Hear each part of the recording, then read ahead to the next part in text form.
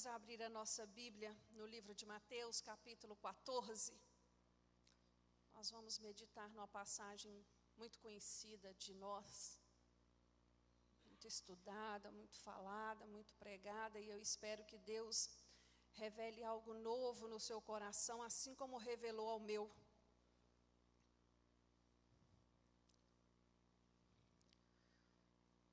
Mateus capítulo 14, nós vamos estar lendo a partir do verso 22.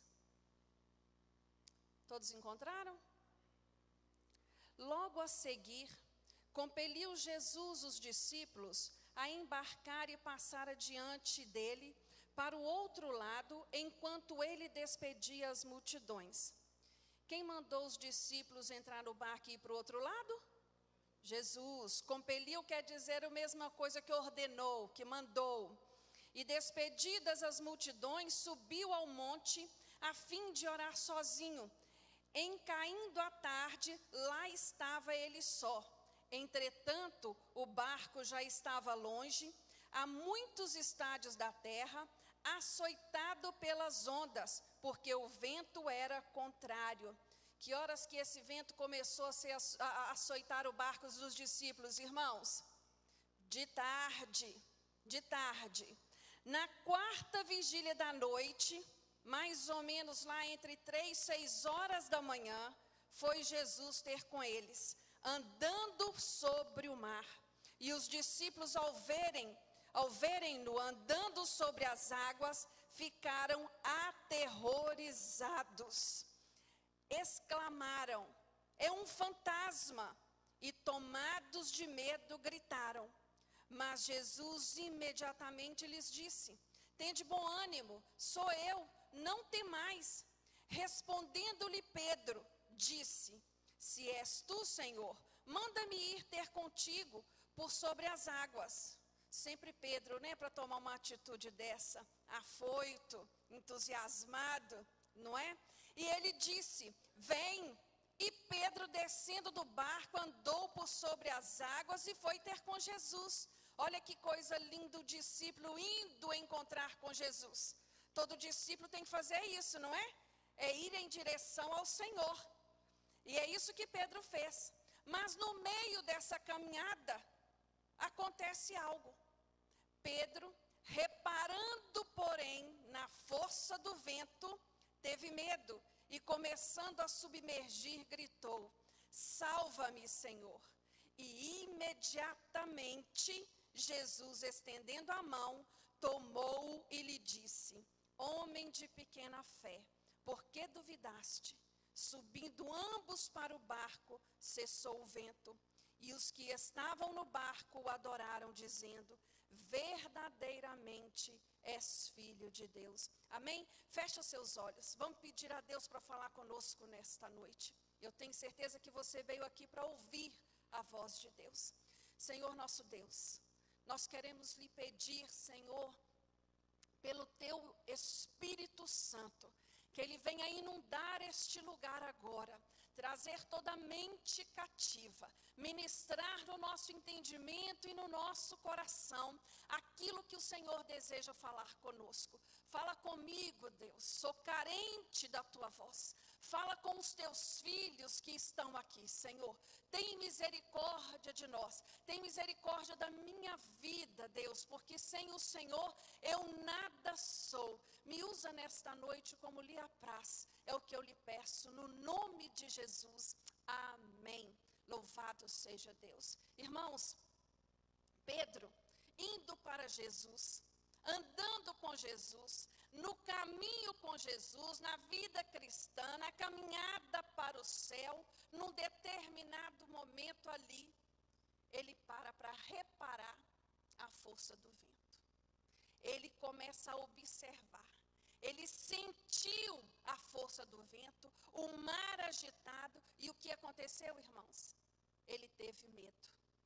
Ele teve medo. Ele ficou com medo e começou a afundar. Repare que o vento açoitava o barco quando Jesus apareceu sobre o mar. Não é verdade? Desde de tarde o vento já açoitava o mar. O vento já açoitava o barco. O vento estava açoitando o barco quando ele pediu Jesus que o mandasse ter com ele. O vento ainda açoitava o mar quando ele andou sobre o mar. Então, o que eu entendo aqui logo de início, irmãos, ter vento não é problema. O problema é ter medo. Fala para o seu irmão, ter vento não é problema. O problema é ter medo. Quando Pedro teve medo, os olhos já não estavam em Jesus. Ele com certeza pensou, não vou conseguir. É muito difícil, eu não vou dar conta. Eu não vou conseguir chegar até o fim. É interessante pensar de um homem experimentado no mar. A profissão de Pedro era pescador. Pedro era acostumado com essas tempestades, essas viradas de tempo no mar. Eu nunca participei de pescaria e espero em Deus nunca participar, porque não é o que eu gosto, eu tenho pavor de água.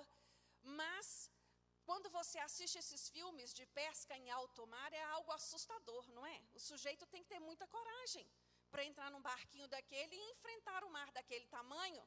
E ali ele é açoitado mesmo por vento, por onda, por seja o que for. Mas ele está acostumado, Pedro era acostumado.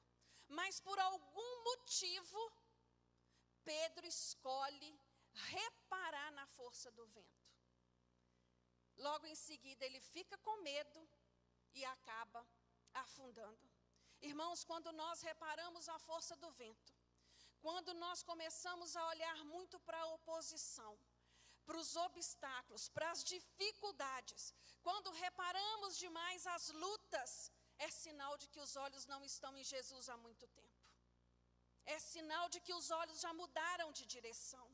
E o risco de você começar a afundar é muito grande. É muito grande. Precisamos aprender a enfrentar ventos contrários, a batalhar contra as resistências. Fomos chamados para sermos enfrentador de ventos. Você crê nisso? Que você foi chamado para ser enfrentador de ventos? Cada um de nós, a vida não é fácil não, meu querido. Todo dia. Tem tempo de abonança? Tem. Mas para ter abonança, primeiro tem que ter tempestade de vento. Primeiro tem que ter tempestade de vento. Você consegue compreender a dimensão dessa verdade? Eu queria fazer uma pergunta para você hoje. Uma pergunta retórica, você não precisa me responder, você só vai pensar nela. Você faz parte daquele pequeno grupo de pessoas hoje no planeta Terra que confessam ter uma fé verdadeira em Jesus? Você é daquele que procura se esforçar, a despeito das suas fragilidades, das suas lutas, a seguir Jesus mesmo num mundo tão perverso e tão difícil? Você é crente mesmo? Porque crente é ser a minoria, é enfrentar luta, é saber que tem fé verdadeira, mas que é frágil, é saber que é totalmente dependente do Senhor. Jesus, quando estendeu a mão para Pedro, não perguntou para Pedro, Pedro, por que você teve medo? Perguntou para ele, por que você duvidou? Em outras palavras, Jesus estava falando para ele, por que você não teve fé? Olha, irmãos, Jesus está falando com você hoje. Jesus está falando com você hoje. Muitas pessoas estão andando na vida cristã temendo e duvidando. Temendo as notícias, temendo as previsões, duvidando de que conseguirão talvez até terminar o final do ano, com a avalanche de problemas, com a avalanche de lutas, com a força do vento. Meu conselho para você hoje, nesta noite, é o mais simples e talvez o mais crucial para a sua vida. Não tire os olhos de Jesus. Não tire os olhos de Jesus. Não repare na força do vento. Firme a sua fé mais e mais em Jesus. Queira cada vez mais conhecer a Jesus. cada vez mais ter intimidade com Jesus, cada vez mais observe a Jesus, para que você possa imitá-lo, para que ele possa ser o seu exemplo. E se você estiver olhando para Jesus, uma coisa eu te garanto, você não terá como olhar para o vento, você não terá como olhar para os seus irmãos, você não terá como olhar para a igreja num todo, você não terá condição de olhar nem para você mesmo. Olha uma coisa, todos agora, fecha sua Bíblia, olha para mim, todos aqui com os olhos fixos em mim, olhando para mim. Agora, tenta olhar, tenta ver o seu sapato. Não olha para baixo não, olha para mim, tenta ver o seu sapato. Continua olhando para mim e tenta ver a sua calça, sua saia. Tenta ver a sua barriga, olhando para mim. Você consegue? Não, você não vai dar conta nem se o seu fecho está aberto ou se ele está fechado. Não é? É isso que o Senhor quer de mim e de você. Olhos fixos nele. Mas sabe o que está acontecendo com muitos de nós nos dias de hoje? Temos tirado os olhos de Jesus e olhado só para nós mesmos. Só para nós mesmos, para as nossas imperfeições, para as nossas dificuldades, para os nossos problemas. Tem muito crente que só olha para as suas mazelas, é o tempo todo. Eu sou fraco, eu não consigo orar, eu ando sem força, eu ando assim, eu ando desse jeito, minha família tem problema demais, eu sou feio, eu sou bonito, eu sou gordo, eu sou magro. Irmãos, é uma lista de desculpas que você pode arrumar para você mesmo, que para Deus ela não cola. É para você que você arruma essas desculpas. E sabe por quê? Porque você está olhando para você mesmo. Enquanto seus olhos deveriam estar postos em Jesus. Quando eu olho para Jesus, eu não fico reparando na força do vento e muito menos nos defeitos dos meus irmãos. Quando eu posto meus olhos em Jesus, eu não fico me dissecando, remoendo os meus problemas, assim, me autoflagelando, meu Deus, me autoacusando, me diminuindo, tudo sou eu, coitadinho de mim. Quem disse para você que a sua vitória depende de você? Quem te disse que o seu caminho você vai acertar olhando para você? Meu querido, Ele é o caminho. Ele é a verdade. Ele, tudo quem faz é Ele. Tudo na sua vida quem faz é Ele. Olhe para Ele. Se você continuar olhando só para você, se você ficar olhando só para a força do vento, você vai afundar. Você vai para baixo. A palavra de Deus nos diz que não nos diz para olharmos para nós mesmos, mas para olharmos para Jesus. Paulo nos diz que somos vasos de barro. Jesus, quando olha para nós, ele não olha para o vaso. Ele olha para o que está dentro do vaso. É o que está dentro do vaso que tem valor para Deus.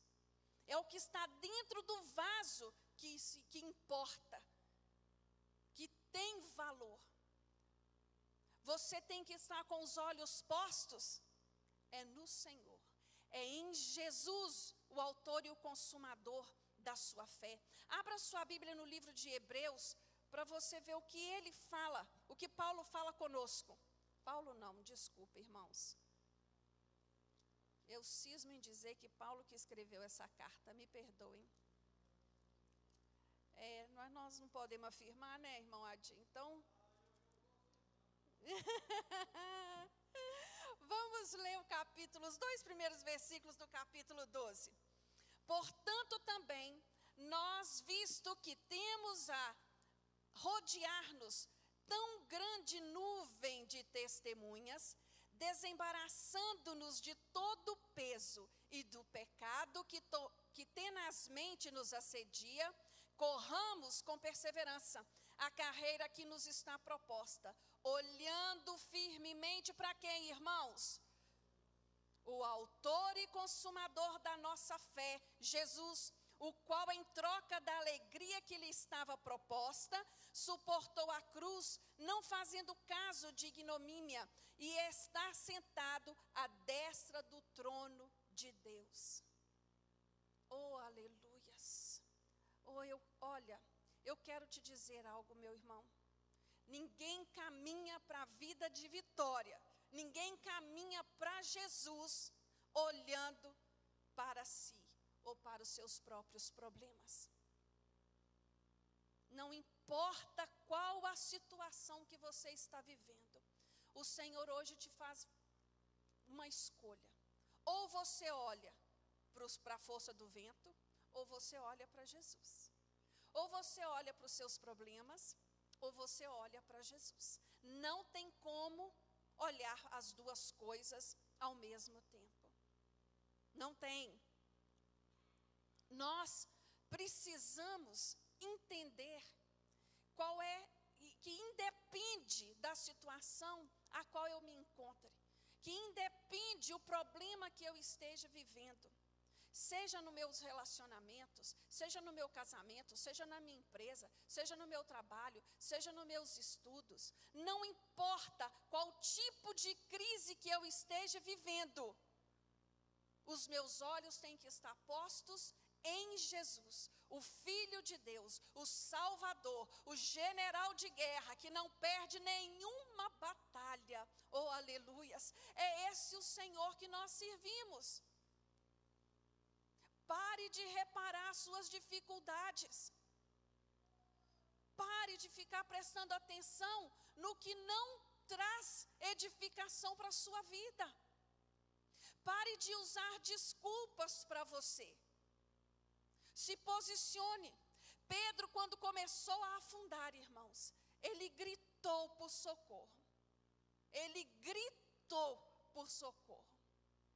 Se você estiver afundando esta noite, o meu conselho é que você grite. E eu não estou te dizendo para gritar porque Jesus é surdo, porque Ele não é. Ele não é. Mas quando nós gritamos, algo acontece aqui dentro de mim e de você. Rompe-se o orgulho, não é verdade? Gritar, irmãos, é muito diferente do que aquela oraçãozinha, né? Quando eu estou afundando, eu grito por socorro. Eu grito por socorro porque eu entendo que eu estou lidando com algo muito maior do que eu. E que eu sou frágil, que eu sou pequena e eu necessito da intervenção do Senhor. Eu necessito do sobrenatural de Deus na minha vida. Eu necessito de um milagre na minha vida. Eu não sei porquê, nos dias de hoje, tem muito crente deixando de acreditar que Deus faz milagre. E eu quero te dizer uma coisa. Se você está pensando isso, é porque os seus olhos não estão em Jesus há muito tempo. Você precisa mudar o seu foco. Pedro, quando gritou, a palavra de Deus fala que imediatamente Jesus o socorreu. Jesus, Ele nos ama de tal maneira, e Ele nos conhece com uma intimidade tão grande, que Ele sabe o meu limite e Ele sabe o seu. Ele sabe até onde nós damos conta e até onde nós não damos. Jesus conhecia o limite daqueles discípulos. Ele estava orando no monte, e a palavra de Deus diz que o vento começou a açoitar o barco de tarde. Jesus desesperou e saiu correndo? Ele continuou orando. Ele continuou orando. E na hora certa, no tempo de Deus, ele foi ter um encontro com esses homens. Pedro, irmãos, experimentou um milagre único. Não existe outro registro na Bíblia de que alguém andou sobre as águas. Pedro foi vitorioso. Pedro teve sucesso na sua empreitada de andar por cima da água, por cima do mar, enquanto os olhos dele estavam em Jesus. O segredo da sua vitória e o segredo do seu sucesso é ter os olhos postos em Jesus. É ter os olhos postos em Jesus. Esse relato que nós acabamos de ler, ele está registrado também no livro de Marcos e no livro de João. Mas só o livro de Mateus que faz menção ao que aconteceu com Pedro. Por que será? Só Mateus registrou este fato, a experiência que Pedro viveu. Marcos e João não registraram isso. O que chamou a atenção de Marcos e João não foi o milagre que Pedro experimentou fora do barco, mas foi quando Jesus e Pedro entraram dentro do barco e o vento cessou. A palavra de Deus nos fala lá no livro de Mateus. Eu quero ler com vocês os últimos versículos, o versículo 32. Nos fala assim: subindo ambos para o barco, cessou o vento. E os que estavam no barco o adoraram, dizendo: verdadeiramente és filho de Deus. Irmãos, estes homens, quando entraram por este barco, se você ler o início do capítulo 14, eles tinham testemunhado um milagre tremendo, que foi a multiplicação dos pães e dos peixes. Mas eles só constataram com veemência: este verdadeiramente é o Filho de Deus, quando viram Jesus e reconheceram que ele tinha poder sobre a água, sobre o vento, sobre o mar, que ele tinha poder sobre essas questões da ordem da natureza, que tanto nos assusta, não é verdade? A ventania que passou aqui ontem não deve ter sido nada perto disso aqui, e causou tanto estrago, tanto transtorno. O que eu entendo, irmãos, nesta passagem, nesse registro do livro de Mateus, é que na travessia, é no caminho que nós experimentamos os maiores encontros com Jesus, os maiores milagres com Jesus. Não é depois que nós aportamos, não é depois que nós atravessamos o deserto, não é depois que nós atravessamos o mar, mas é na travessia que nós experimentamos grandes milagres da parte de Jesus. E eu gostaria de te dizer, que você guardasse no seu coração, que você nunca se esquecesse que o milagre de Jesus fora do barco da nossa vida não produz adoração. Não venha buscar só o milagre. Deixe Jesus entrar no barco da sua vida. Deixe ele tomar o controle. Viu? Não tem problema nenhum nós querermos milagre. Pelo contrário, é isso que a palavra nos ensina. Mas busque o dono do milagre com todo afinco, com todo amor, e que este seja o seu projeto, este seja o seu desejo para a sua vida, para a sua caminhada com Cristo. Amém? Muito obrigada pela oportunidade.